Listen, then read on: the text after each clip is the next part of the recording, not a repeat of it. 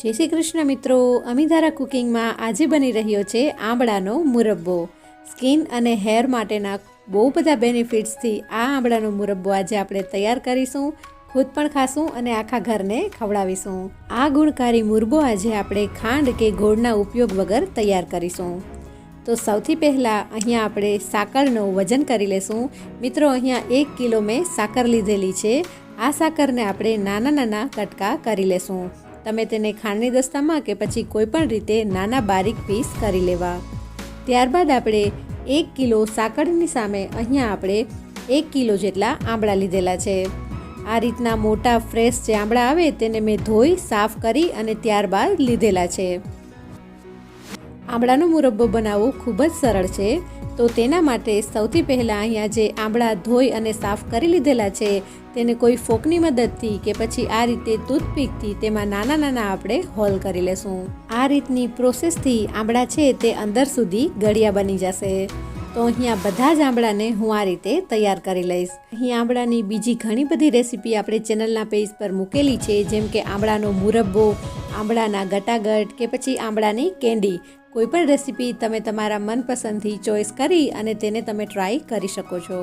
તો અહીંયા સાકરને આપણે આ રીતે નાની કટ કરી લીધેલી છે।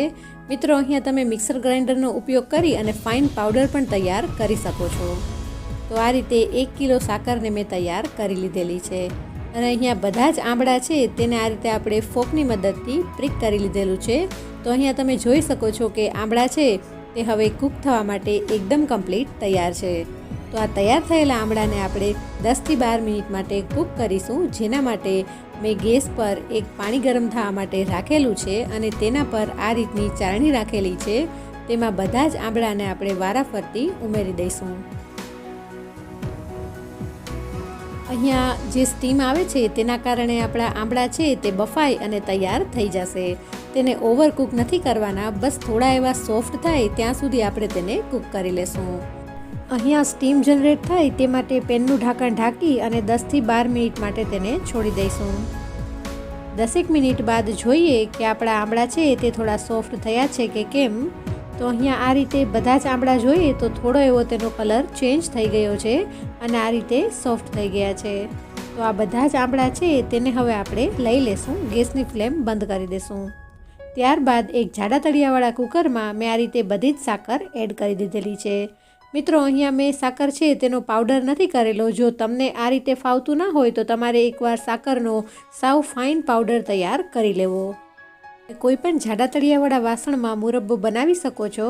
અત્યારે ગેસની ફ્લેમ બંધ છે। સૌથી પહેલાં આપણે સાકરમાં બધા જ આંબળા છે તેને ઉમેરી દઈશું।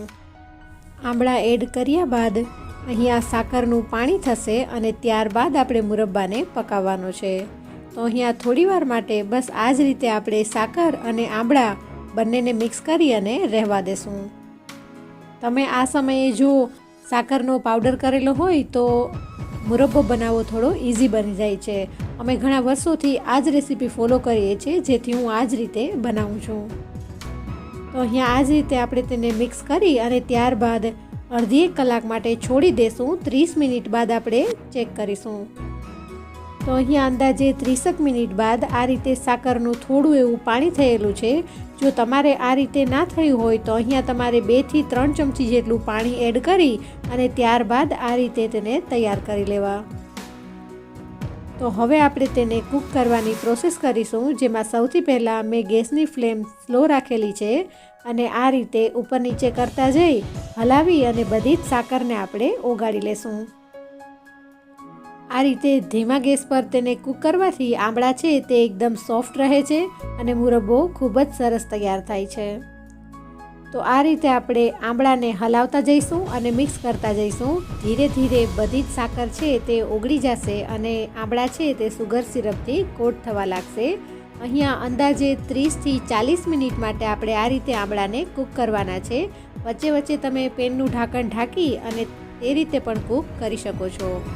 બસ તેને પર આપણે સતત નહીં રહેવું પડે, બસ થોડી થોડી વારે ચમચાની મદદથી આ રીતે હલાવતા રહેવાનું, જેથી કરીને આંબળા છે તે સારી રીતે કૂક થઈ જાય। તો અહીંયા સતત 30 થી 40 મિનિટ જેવું પકાવ્યા બાદ આંબળા છે તે આ રીતના કૂક થઈ અને થોડો એવો તેનો કલર ચેન્જ થઈ ગયો છે। આ સમયે તમે જોઈ શકો છો કે આંબળા છે તે ખૂબ જ સરસ તૈયાર થઈ ગયા છે. તે છતાં પણ આપણે એને 1 દિવસ માટે આ રીતે સુગર સિરપની અંદર રાખીશું. તો આ રીતે સિઝનમાં આંબળાનો મુરબ્બો બનાવીને સ્ટોર કરી લઈએ તો વર્ષ આખા માટે તે ઉપયોગી આવે છે. મિત્રો, આ જ રીતની આંબળાની બીજી ઘણી બધી રેસીપી ચેનલના પેજ પર આપેલી છે, તો ત્યાંથી તમે તેને વિઝિટ કરી શકો છો. એક આંબળું બતાવું તો આ રીતે એકદમ ગુલાબજાંબુ જેવું રસ ભરેલા આંબળાનો મુરબ્બો તૈયાર છે. મિત્રો, આને તમે કોઈ પણ એરટાઇટ કન્ટેનરમાં કે પછી આ રીતે કાચની જારમાં સ્ટોર કરીને રાખી શકો છો.